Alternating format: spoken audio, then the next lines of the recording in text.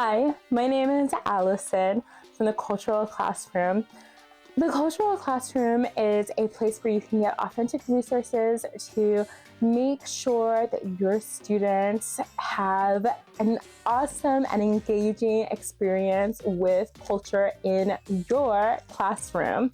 So today we're going to take a behind-the-scenes look at my newest resource, which is Afro-Latino Webquest. And it takes a pretty robust look at the history and culture and just the contributions of Afro-Latinos and how it all plays out in the culture and the importance in the culture.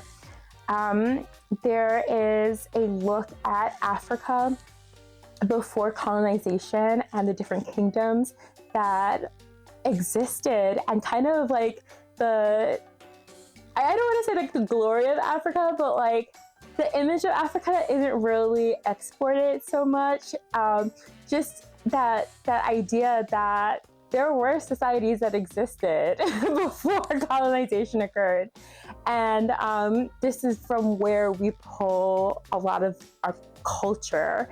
And then a lot of vocabulary is in this packet, in this download around the slave trade, and just giving vocabulary for that. And there's also giving contemporary figures, contemporary Afro-Latinos that are famous, that some kids don't even know who these people are, and they then realize, like, oh my gosh, that person's Afro-Latino, or they know who the person is, but they're just shocked, like, oh my gosh, I didn't know that person's Afro-Latino. And so it's pretty cool all around to do these projects with the students. It's a great cultural deep dive. There's a portion that focuses on music, and so students can listen to different types of music, different examples of music that have heavy African influence in them, showcasing that Afro-Latinidad. When you access your download, be sure to review the file before you distribute it to your students. Every school has their own culture, every classroom has their own culture, and I hope that you would review the contents before distributing it to your students. If there's anything that you are not comfortable with or that you don't think your students would be comfortable with, it's so easy to edit it out. Everything's editable, and you can swap it with something else. You can contact me and ask if there's something else that I would recommend. Maybe your audience is a little younger. So just let me know, and I'm happy to help. So I'm going to show you a little bit behind the scenes, and here we go. All right, stay tuned.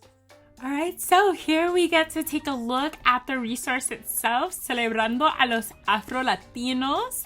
And everything is hyperlinked, which is really cool. So the students can go in and they can click from here, from the sides, and it's hyperlinked. So Orígenes, they can go there and it's all hyperlinked, or they can go back to the tabla de contenidos and it's hyperlinked there.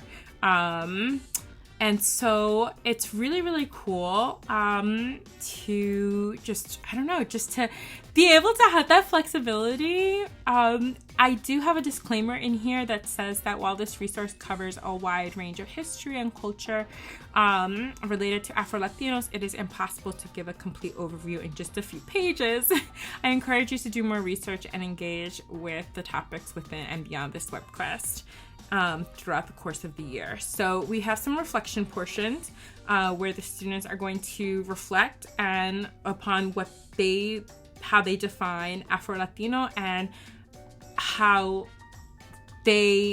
what definition they come up with upon initial research. And then they have to go and look and find some famous Afro-Latinos at a given website. So they would click here, and then this website from the Library of Congress would come up. And then there are different Afro-Latinos that are mentioned here. I love that Johnny Pacheco is mentioned here because yes, when he died, it was just so, I was so heartbroken when he died because Fania Records was such a huge deal for just salsa music in general. There are so many people in this article, and so that's why I included it. And even Neil deGrasse Tyson, I always feel like I'm saying his name wrong, but the kids would know who he is, and they might be surprised that his mother is Puerto Rican. And yeah, I think all of that is really cool. So it's kind of cool just to kind of orient them to say, hey, you know, Afro-Latinos exist, and maybe, you know, orient them that way, and then go back to Africa. And I wrote some portions that go over why we're going back into Africa, because it's part of the origins of the Afro-Latinidad. And here they'll click on the image and read the webpage and then answer the questions. And so they're just kind of going through different resources and then answering the questions over here. This one is pretty cool because it explores a UNESCO site, and you can actually really explore it. And these are the remnants of, I believe, a Bantu kingdom. And so it's really, really cool to just kind of like take a look at that and just be like, wow, this existed. Like, people built this a long time ago.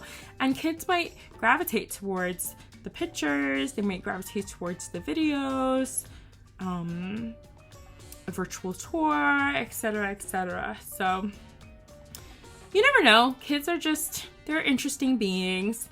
The transatlantic slave trade is dealt with here, and I just tried to be very sensitive with how I dealt with the transatlantic slave trade.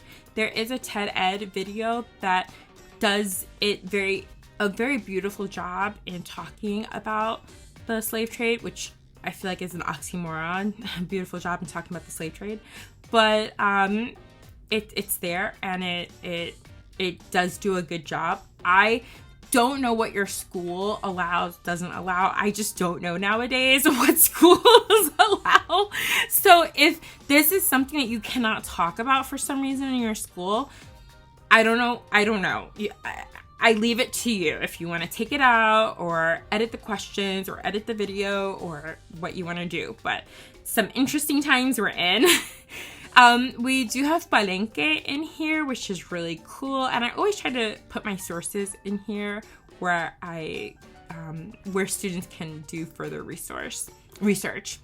We have some YouTube videos and music that students can listen to, and also the fusion of music plus dance. And I also included Bad Bunny's recent song, Café con Ron, because it's plena, and plena is a form of music and dance born in the cradle of Puerto Rico. So it's pretty awesome to include culture that is happening right this second. We have a lyrics training. Lyrics training is so much fun. Please check it out if you have not checked it out before. And then a look at cumbia, some population maps, and then just some reflections. And that is everything that will keep your students occupied for at least a day or two. So I hope you enjoyed this resource. And if you have any questions, just email me. My email is in the description. All right, ciao, bye.